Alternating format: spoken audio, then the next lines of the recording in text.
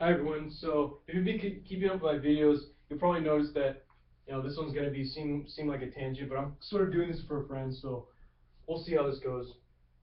Anyways, today I want to talk about independent and dependent, or actually, let's just not even call them that yet. Voltage and current. Current sources. All right. Now you might say, okay, well, this is easy shit. This is easy, man. This is easy. What? Why am I discussing this? Well, the reason why I'm discussing this is because it's very easy to just drift off into Wonderland when you're working with circuits, and especially when you get to details relating to these. You'll be surprised. They are a pain sometimes. For example, if you know certain parts of the circuit, if this, let's just call this, this is considered a independent current source. Well, you might be asked to find the power that goes through there, right? Well, if you've taken a physics course or whatever, you'll notice that P is going to be I squared R, which is also, V over R, right? I just did, or is it R? I squared. Hold on a second, sorry. Well, basically power is definitely IV, that's for sure. And using Ohm's law, definitely V is equal to IR, right? So if V is equal to IR, then we'll have I squared R, right? And then from that, we also know that I is V over R. So actually, I meant to say V squared over R. Well, basically, the concept is that we see that if we want power through a source, right, we would have to use a formula of either one of the three. But if we wanted either one of the three, we'd have to know the resistance, either the resistance, the current, either the resistance and the current, the voltage and the resistance, or the voltage and the current. Well, obviously, you'll notice that for something like this, we can't really get a resistance unless we can simplify a circuit.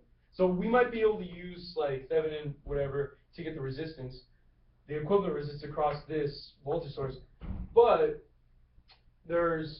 it's usually more instructive to find the voltage because usually it's going to be a simple circuit. But in that case, you're thinking, well, so you can obviously see that this is complicated because the only thing you're going to know about this is the current without anything else, right?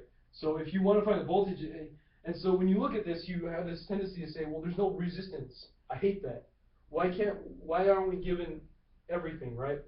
So that's why sometimes they're going to be a pain. So especially with complex power, and yeah, you're going to see, and yeah, you're going to see that soon enough. But anyway, so that's like sort of the introduction to the video. So the different types of little parts of the sources you're going to see are these basically. You have a combination of the four of these, as well as, and so this is basically just, think of this as if it's like, just a bunch of symbols. So the symbols that you can combine are either these, or you can also have, call these constants K1, and then we have I, and K2, V, VK, or call this N, which means that you can have, that the voltage can depend upon, or that these values, the voltage and the I, can depend on some kind of value in the circuit, right? So, but we limit the combinations of these two symbols to only combinations involving the dependent source. So at least that's good, right? So in other words, the only thing that you're getting, the only combination, the different symbols you're going to get from this are going to be following. So you either have this K1 IN or K2 VN, or then we can have an independent voltage, independent source in which we have current going this way, K1 IN, K2 VN. And then we can also have, let's see, so we can also have an independent source with their own values.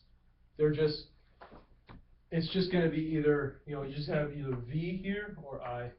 So, and they're just their own values. So these are the different ways you can represent it. And by the way, for this one, and well, for these two are just a set of two. So because you can have either this or this. So you can either have this source with K1 IN or this source in K2 and VN. See what I mean? So basically, you have 1, 2, 3, 4, 5, 6 different combinations, and so 6 different elements in which you have, or 6 different types of sources, general sources. So okay, that's cool. So specifically, what are they? So I already symbolized them for you. Now I just have to call them something, right? So usually, so almost always with a current source. So we'll start with the first one out of the 6. When we have this going on, we have Ki IN. We call this current. So we call this a current dependent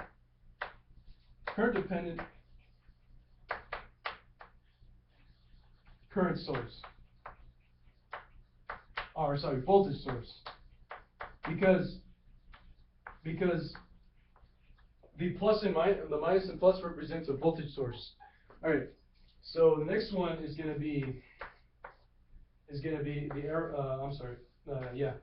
Is going to be one which is, and also to note from the last time, and the reason why it's a current dependent source is because we have a current value associated with this voltage source. So next thing we're going to do is draw. Oh yeah, that's right.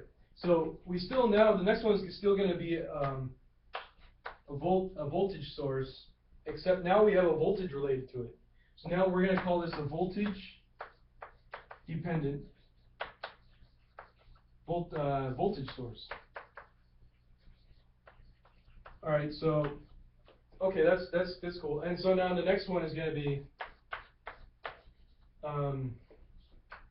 K1 IN. This is going to be current dependent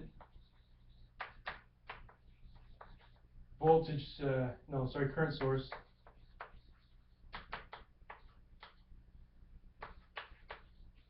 And then now the next one's going to be still a current source, but now you have V, and so it's going to be current controlled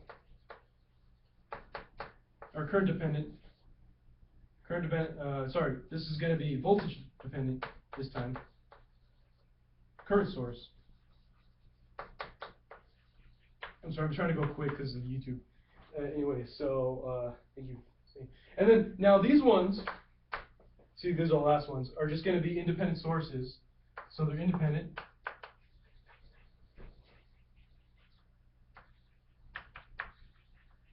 And you could just call them voltage source, and so this would be a voltage source. Independent voltage source. And then this is a independent current source.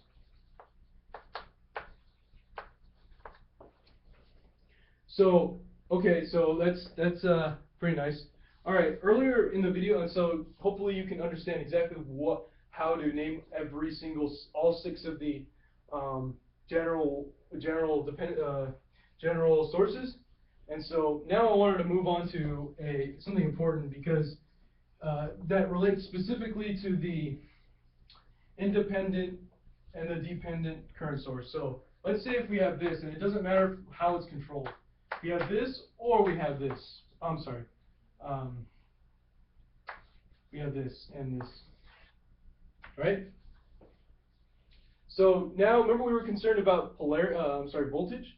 Well, if we're concerned about voltage and using Kirchhoff's laws and stuff, what we're going to be concerned about are the polarities. So the arrow always points where the positive's at.